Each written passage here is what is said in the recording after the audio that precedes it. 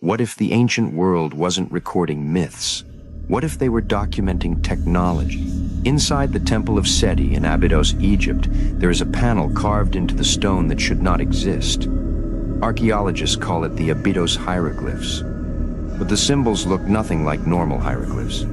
They show shapes that are impossible for their time. Craft shaped like a helicopter, another shaped like a modern airplane, disc that resembles a flying craft, and a symbol some researchers claim looks like a portal. Egyptologists say it is a coincidence, layers of hieroglyphs overlapping, an accident of erosion. The lines are too clean, the shapes are too defined, and the carvings are recessed into the stone itself, not shallow scratches from collapsing plaster. Someone carved these images deliberately. Abydos was not just a temple, it was believed to be a gateway, a place where the gods arrived on earth through what the ancient texts call the doorway of the sky. The Egyptians described the gods traveling in beams of light and stepping through openings between worlds. That is the language of portals, not mythology. And Abydos is located directly on a major geologic energy line, a natural power source like the ones used at the Gate of the Gods in Peru. Two ancient cultures, thousands of miles apart, building structures aligned with Earth's energy, both describing gods who traveled between realms, both leaving behind symbols that look like technology.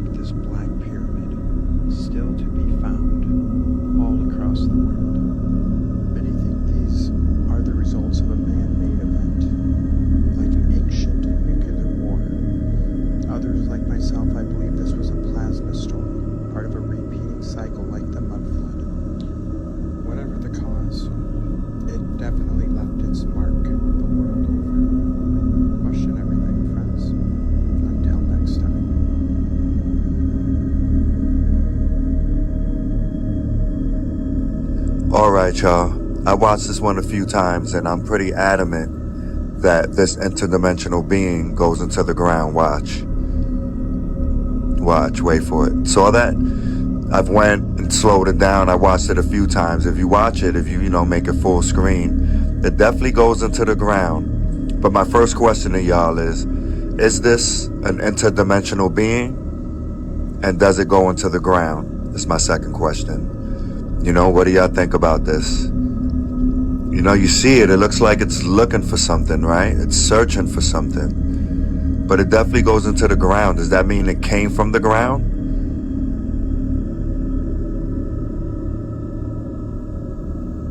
I'm just gonna say it. It shouldn't exist. This place shouldn't be here. Machu Picchu isn't even the only city in the area that's 8,000 feet high. Yana Picchu is even higher. Before we try and explain how they got the rock to do that, you gotta explain why it was a priority to put doorways that go nowhere in the temple. This rock right here is what really gets me though. How do you get that up there?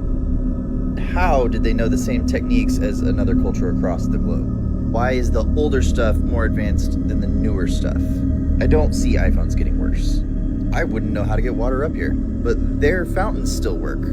We only know how they did it because we 3D scanned it. Not only did they know how to get it up there, they delivered it to the citizens via art. No one gives these guys enough credit. They thought these were for food or like grain, grinding grain up. They fill up with water one day and someone notices the angle at which they reflect. Built them to observe sections of the sky during specific times of the year through the windows of the surrounding building. Then we realize the whole place is aligned to the sky, celestial events. Here's the deal, when someone comes in and takes all your stuff, then enslaves your people, they get to write your story and make your people look like idiots. South America, Africa, India. Strange that they all have some form of this guy. And all of them just so happen to have the most unexplainable stuff. Utterly unsatisfactory explanations for what it was. All of which make the natives look inferior. Tell you what doesn't lie. A big old rock.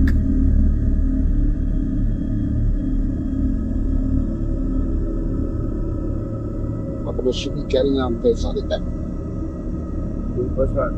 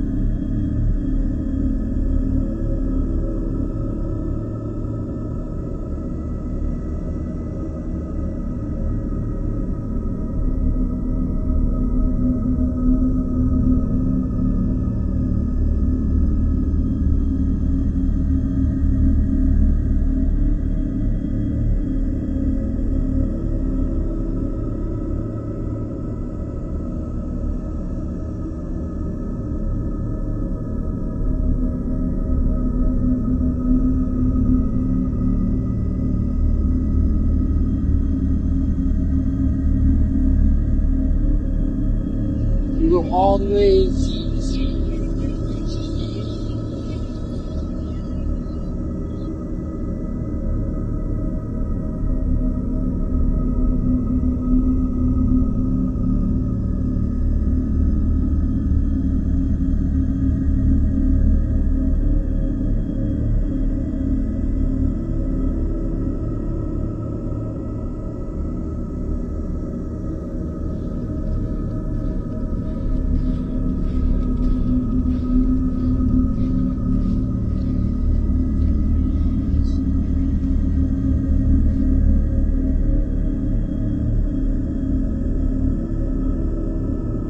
What is that?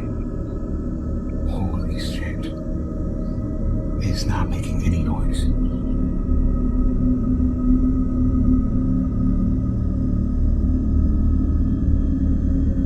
What?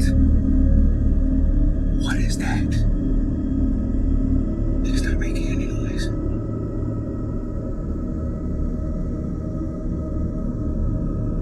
What is that? This is not making any noise whatsoever.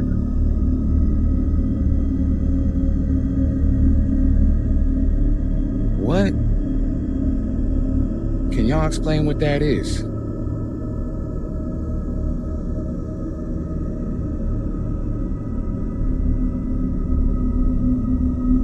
What the hell?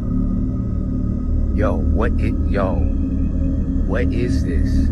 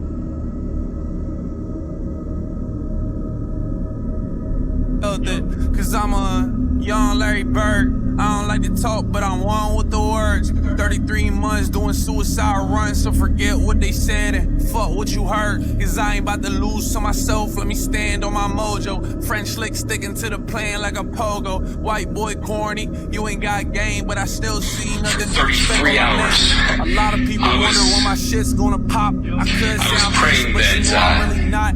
Credit to my dogs for the steady this had to happen here. $10,000 I don't even gotta watch. It's a lot to expect, but I earned it. Not a shot, not a miss, so I'm technically perfect. Finger licking good, how I stroke the peel, and then my right hand broke. I just Larry Joe Bird it. Facts, I'm eyeing 6 out hours. 33 racks. 33 to be precise. 33 33 to be gone. I'm bringing.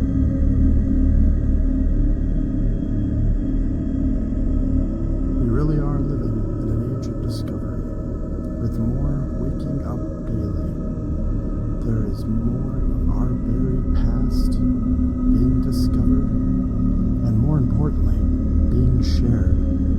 One can say a lot of bad about social media, but one of the good things I think to come from it is it has broken up, finally, the monopolies the legacy media has had on the truth and information getting out. Before the rise of social media, scenes like this would never have a chance of getting out. And now we're seeing them more and more every day. Exponentially so, the more people that are opening their eyes, seeing what's right in their neighborhoods, taking a picture, taking a video, and sharing it on social media. That's how we break up this monopoly on the truth they've had. This is how we can start to change the system. The mud flood was realm-wide in every city. So pick up that camera and document it yourself and show the world our true hidden past. Question everything, friends. Until next time.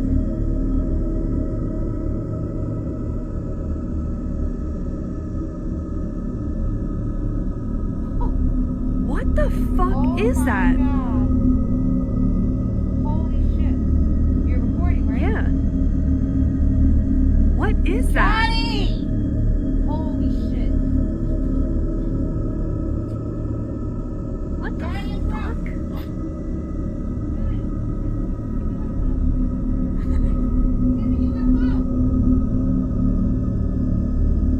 There's a UFO. You guys have to see this. Come. It's twisting. What the fuck? Come. Look at that. I can't even see. Look in the sky. It just twisted. It wasn't like that. Oh my god, I thought the house was on fire. Oh, I'm sorry, Brooke. Oh my god. I'll show you the video.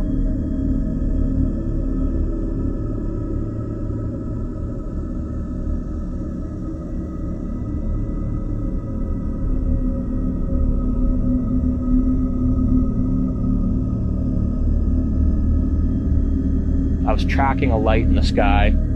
I couldn't tell on the camera if it was a satellite or not. And I'm tracking this light. And as far as I was concerned while it was happening, that was it. It was just one light. And I was looking at the footage on the computer. I noticed I had caught the most amazing thing ever. And that was very, very definitive to me, seeing that footage. This light comes from the top left corner of the screen, zips down, and then zips back up to this object I was tracking and pulls these maneuvers that I've never seen anything pull before in the sky. And yeah, that really sold me on it. Because I was honestly starting to feel like I was losing my mind, and I was really questioning everything. I was starting to feel like I was crazy. Like, am I just filming satellites? I don't know. Like, you really start wondering and start questioning yourself, and it's been really tough in that regard. But every now and then you'll get stuff like this on video, and it's like, okay, yeah, no, there's actually something here. There's actually something here. And then you go over everything that had happened previously, and when you look at the big picture, you can start piecing it all together, that something is actually going on.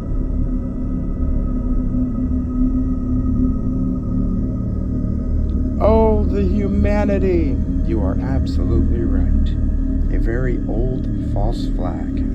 They had the perfect line, the perfect shot, the perfect setup.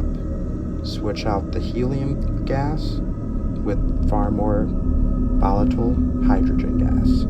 But even that big giant fireball they captured on camera, do you know that these crashes, even when they go up in flames, are still more survivable than aircrafts?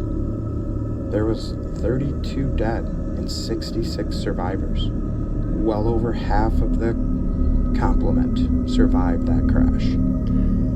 They had to get rid of airships.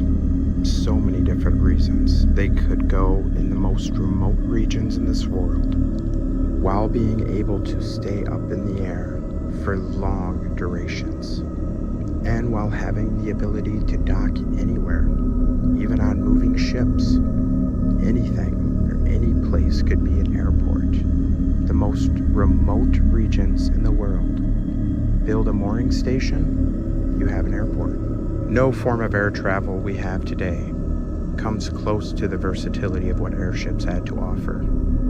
Versatility while providing luxury, spacious accommodations for all. A outdoor lounge on an airplane is something you will never see. See, a lot of the reasons for shelving technology from the past isn't so much the advancements that it would do. It's all about the bottom line. Profits. How much can they milk out of us? If you take a look at this article here that I found from 1926, it breaks down the fuel comparison and the cost comparison of airships and airplanes. You can pause and read the whole articles here, but some of the highlighted parts show the immense advantage in fuel efficiency and long-term travel, cargo capacity, spaciousness were all vastly superior to an airplane. So I feel, as these things usually go, it all comes down to how much they could milk out of us. When it uses far less fuel, they can't charge us. So they jam us into tin cans in tight little spaces. But there was once a better way, and it filled our skies. Question everything, friends. Until next time.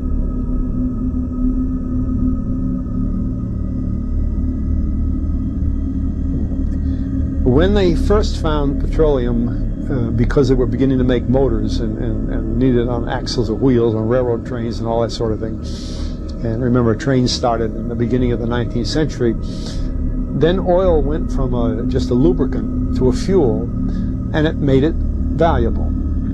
And Rockefeller happened to be the smartest man in the business at the time, but he made most of his money, or much of it, off the transport of the petroleum as well as selling it. But one thing they realized was, because oil is putting a price on oil is like putting a price on a pail of water. You know, no initial cost. It's in the ground, and in those days they were, some of it almost what you'd call surface mining the oil. They didn't go down deep. So in order to get the price up, they hit on the idea that they would have to make it appear to be scarce. That after we take the next few barrels out, we're probably going to have to close this well, you know, that kind of thing.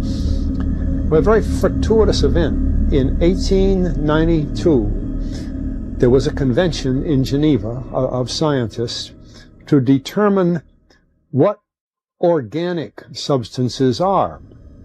Well, the definition of organic is a substance with hydrogen, oxygen, and carbon. And so it's usually a living substance, a tree. You analyze a dead tree, hydrogen, carbon, and oxygen, and grass, and so on, living things. Animals, we are hydrogen, oxygen, and carbon. So at this Geneva Convention, Rockefeller took advantage of sending some scientists over who said, oil, petroleum, is hydrogen, oxygen, and carbon. Therefore, it must be derived from the spoiling, the rotting of formerly living matter. And playing the game properly, when this scientific convention was over, they defined oil as the residue from formerly living matter. Well, that makes it a fossil fuel. I don't know why they decided to use the word fossil, but it says formerly living matter, it's fossil. Well, of course, today, and another thing we should know is that there has never been a fossil, a real fossil found below 16,000 feet. And you can't argue at 16,000 there's a level line, because someplace the ground sinks and so on. But 16 is what the scientists say, 16,000. We mine oil, or we drill for oil at 30,000, 33,000, 28,000 every day of the week. So right there, we rule it out that it isn't fossil fuel.